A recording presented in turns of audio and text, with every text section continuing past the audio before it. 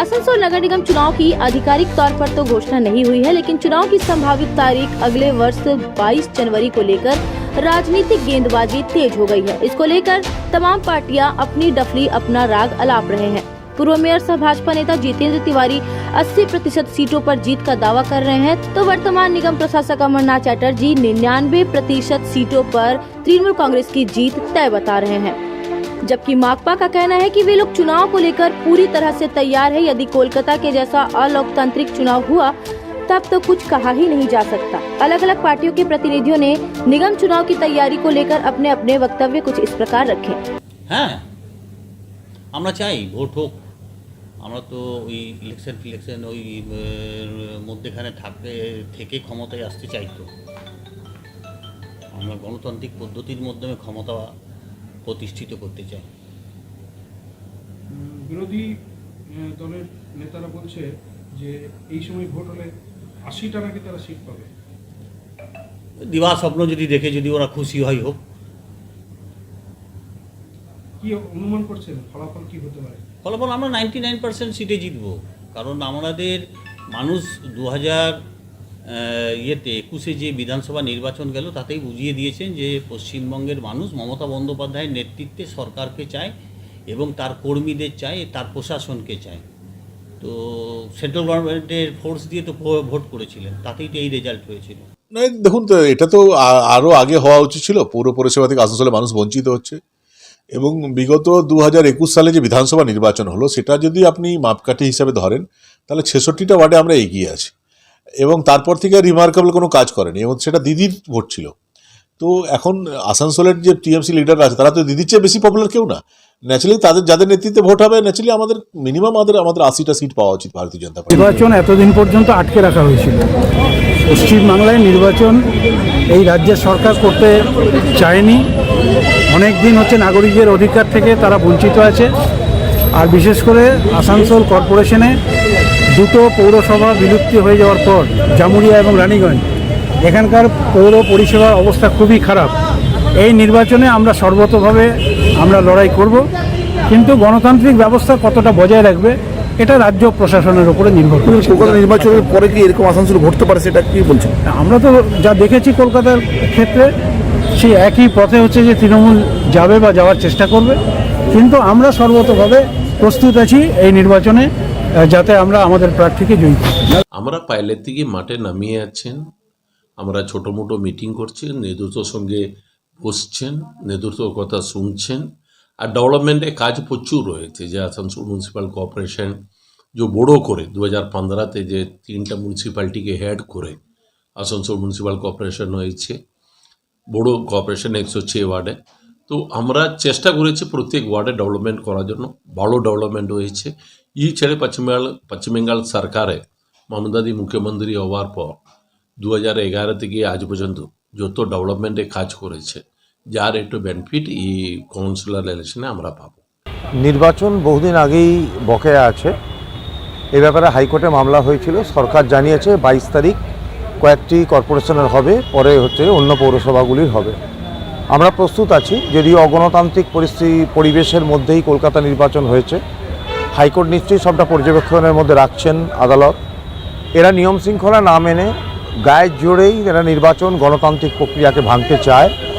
আমরা মানুষকে সঙ্গে নিয়েই প্রতিরোধ বা বলা যেতে পারে মানুষের রায় যাতে প্রতিফলিত হয় তার কথাই বলবো। মানুষ যাকে মনে করবে মানুষ তাকে জিতিয়ে নিয়ে আসুক, গায়ের জোরে নয়। गौरतलब है कि 2015 नगर निगम चुनाव में आसनसोल नगर निगम की दलगत स्थिति इस प्रकार थी। Trinamool Congress 76, CPM 14, Bhajpa 8, Congress 3, forward block 2, CPI 1 और निर्दलीय 2 सीटों पर जीत हासिल किए थे। बाद में कांग्रेस के सभी पार्षद अभिजीत आचार्य, उनकी पत्नी और सोनू उर्फ अमित तुलसियान ने तृणमूल कांग्रेस का दामन थाम लिया और उसके बाद ये भाजपा में चले आए, जबकि भाजपा के 4 पार्षद तृणमूल में चले गए हैं। Asansol wholesale vegetable merchant association का एक प्रतिनिधिमंडल शुक्रवार को नगर निगम प्रशासक अमरनाथ चटर्जी से मिला और उन्हें एक ज्ञापन सौंपा, जिसमें आसनसोल थोक सब्जी मंडी और फल मंडी को शहर से बाहर स्थानांतरित करने की मांग की गई। इस मौके पर एसोसिएशन के अध्यक्ष तरुण भगत, सचिव राजीव सिंह, भुवनेश भगत, सुरेंद्र साव, धीरज साव आदि कई अन्य उपस्थित थे। ज्ञापन सौंपने के बाद एसोसिएशन के सचिव राजीव सिंह ने कहा कि आसनसोल थोक सब्जी मंडी शहर के अंदर है, जिसके कारण सब्जी से लदा ट्रक को लोडिंग अनलोडिंग करने के लिए शहर के भीतर आना पड़ता है, जिसके कारण जाम की समस्या उत्पन्न हो जाती है और इससे दुर्घटना होने का भी भय बना रहता है। हम लोग को बाहर चला जाए तो बहुत ही अच्छा रहेगा, क्योंकि यहाँ लोडिंग अनलोडिंग का बहुत ही ज़्यादा प्रॉब्लम है। टाइमिंग तो मेंटेन नहीं हो पा रहा है। प्लस अभी जो सामने रेलवे स्कूल है, वहाँ के बच्चे लोग का भी स्कूल खुलने का समय आ गया है, कोई दुर्घटना भी घट सकता है। इतनी भीड़ होती है यहाँ पर, दुर्घटना भी घटने का चांस बहुत ज़्यादा है। नगर निगम प्रशासक अमरनाथ चटर्जी ने कहा कि सब्जी मंडी को स्थानांतरित करने के लिए जमीन का सर्वे किया जा रहा है। जहां सरकारी जमीन उपयुक्त जगह पर मिलेगी, वहीं सब्जी मंडी को स्थानांतरित कर दिया जाएगा। আমরা সবজি মান্ডির ব্যাপারে আমরা ওনাদের দেখেছিলাম, আমরা বিভিন্ন জমি সার্ভে করছি, যেখানে আমরা সরকারি জমি পাবো সেই জায়গায় আমরা সবজি মার্কেটটাকে স্থানান্তরিত করতে পারলে আসানসোল শহরটাও বেড়ে যাবে এবং আসানসোলের মানুষও উপকৃত হবে এবং ওনারাও উপকৃত হবে। আমরা চেষ্টা করছি যাতে সমন্বয়ের মধ্যেখান দিয়ে এই সবজি মার্কেটটাকে ট্রান্সফার করা হয়। शहर में चोरी की घटनाएं दिन प्रतिदिन बढ़ती जा रही हैं।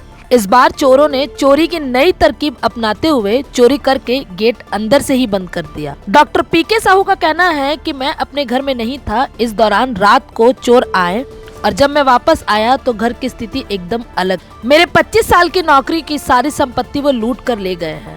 डॉक्टर पीके बताते हैं कि वह एक सर्जन है और कल्ला में रहते हैं और उन्होंने इस बात की शिकायत आसनसोल नॉर्थ थाने में करवाई। না, আমি অ্যাকচুয়ালি সেদিন তার আগের দিন বিকেলে আমি একটু বাইরে বেরিয়েছিলাম কাজে, নিজের কাজে। তো তখন আমি বাড়িতে ছিলাম না, আমি বাইরে গেছিলাম। আর আমি নেক্সট দিন বিকেলবেলায় ফিরেছি। নেক্সট দিন বিকেলবেলা যখন আমি ফিরি তখন দেখি যে আমি যেমন লক করে গেছি, পুরো বাড়ি লক আছে। আমি সামনে থেকে লক খুলে বাড়িতে ঢুকলাম। যখন বাড়ির সামনে লক গ্রিল খুললাম, ভিতরে ঢুকলাম, তারপরে নেক্সট দরজাটা খুললাম, ওটা তালা খুললো, ঢুকলাম। ঢুকতে পারিনি এই জন্য কারণ ডোরটা, সামনের ডোরটা ভেতর থেকে বন্ধ আছে। আমি আশ্চর্য হয়ে গেলাম, ভেতরে কেউ নেই, তাহলে ভেতরে বন্ধ কে করলো? তখন আমি দরজাটাকে চেড়ে ফাঁক দিয়ে যখন দেখলাম যে আমার পেছন দরজাটা খোলা আছে। তখনই আমার সন্দেহ হলো যে কিছু গণ্ডগোল হয়েছে, কিছু কেউ ঢুকেছে, কিছু করেছে। তারপরে আমি আশেপাশে লোকদেরকে, আমার পাশের বাড়ি ডাক্তারবাবু থাকেন, ডক্টর চ্যাটার্জি, উনি এলেন, উনি হেল্প করলেন সব কিছু। তারপরে আমরা দরজাটা খুলতে চেষ্টা করলাম, দরজা খুলতে পারলাম না। তারপরে পেছনের এই যে লোকদেরকে ডেকে আমি তখন ওরা দেওয়াল টপকে ভেতরে ঢুকলো, দেওয়াল টপকে ভেতরে ঢুকে তখন ওরা ভেতর থেকে ঢুকে আমাকে খুললো। আমি তখন ভেতরে গেলাম, দেখলাম তখন দেখলাম যে আমার সব আলমারিগুলো খোলা, জিনিসপত্র সব এদিক ওদিক পড়ে গেছে, কাগজপত্র সব এদিক ওদিক হয়ে গেছে। আর আমার যত গয়নাগাটিগুলো, জিনিসগুলো, বক্সগুলো, ঢাকনাগুলো সব নিচে পড়ে আছে, গয়না একটাও নেই ভেতরে। আর আমার যেখানে অফিসিয়াল আলমারি ছিল সেখানে কিছু ক্যাশ ছিল, মিসেস আলমারিতে ক্যাশ ছিল, সব কিছু নিয়ে চলে গেছে। প্লাস আমার একটা মোবাইল ছিল, মিসেস একটা মোবাইল ছিল, সেটা অবশ্য আমরা ইউজ করছিলাম না, স্পেয়ার মোবাইল থাকে যেমন বাড়িতে রাখা ছিল, ও দুটো মোবাইলও নিয়ে চলে গেছে ও। এই হচ্ছে ঘটনা সব কিছু। আনুমানিক কত টাকার গেছে? দেখুন, আমার কাছে ক্যাশ যেটা ছিল সেটা অ্যারাউন্ড ছিল, আমার আর মিসেসের দুটো মিলিয়ে অ্যাবাউট মানে 90,000 প্লাস ছিল, ক্যাশ ছিল। আর বাকি হলো গয়নাগাটি মানে কি, মানে আমি তো অ্যাকচুয়ালি 30 বছর চাকরি করেছি এখানে। সো এই বিয়ের কিছু ছিল, অ্যানসেস্ট্রাল প্রপার্টি কিছু ছিল, বাবা মা কিছু দিয়েছিল। আর আমরা প্রত্যেক বছর যেটা অ্যানিভার্সারি গিফট আছে সেটা একটা ডায়মন্ড নোজ পিন, একটা ডায়মন্ড রিং ছিল, আবিজাবি ছিল একটা, আর তারপরে বিয়ের বালাগুলো ছিল, বিয়ের নেকলেস ছিল, এগুলো অনেক কিছু ছিল। যা অনুমানিক দেখুন, এগুলো তো ওজন করা যায় না, যেগুলো গিফট হয় ওজন করা যায় না। আমরা যেগুলো কিনেছিলাম সেগুলো হয়তো আমার কাছে বিল এখনও আছে, সেগুলো কিছু আছে, সেগুলো আছে। কিন্তু বাকি এগুলো মানে বালাগুলো ভারী বালা, বিয়ের জিনিস যেমন হয় তেমনি ছিল সেগুলো। তার তো তখনকার সেগুলো হচ্ছে 20-25 বছর 30 বছর পুরনো জিনিস। সেগুলো সবগুলো খালি করে নিয়ে গেছে। এখন বাড়িতে খালি বাক্স, ঢাকনাগুলো, কভার প্যাকেট এগুলো সব পড়ে আছে। আপনার নাম বলছি? আমার নাম হচ্ছে ডক্টর পিকে সাহু। আমি এখানে সার্জন ছিলাম, এখানে এক্স সিএমও। আমি এখান থেকে রিটায়ার করেছি 2018 অক্টোবরে। में दम नहीं होगा। कौन कहता है? ये फर्नीचर वर्ल्ड क्लास है, प्योर सागवान के, क्वालिटीदार और टिकाऊ भी। क्या सच में? हाँ, तुम्हें भी फर्नीचर लेना हो तो फर्नीचर वर्ल्ड एक बार जरूर जाना। वहाँ फर्नीचर के एक से बढ़कर एक कलेक्शन, वो भी तुम्हारे बजट में। साथ ही वहाँ फाइनेंस फैसिलिटी भी उपलब्ध है। सच में? तब आज ही अपना हबी को कहूँगी फर्नीचर वर्ल्ड चले। फर्नीचर वर्ल्ड फर्नीचर लवर्स की पहली पसंद, जीटी रोड शनि मंदिर के सामने, नूरुद्दीन रोड, आसनसोल। अगर आप एक जैसा खाना खाकर बोर हो चुके हो और आपको वैरायटी ऑफ फूड चाहिए तो फिर आज ही आएं दी पेपरी। यहाँ आपको इंडियन, चाइनीज में हर तरह के डिशेस का टेस्ट मिलेगा। If you are a foodie and want to spend some time with your friends and family, then welcome to the Pepri. You can also order from Zomato and Swiggy at home. The Pepri, ground floor of Central Mall, opposite Big Bazaar, Asansol.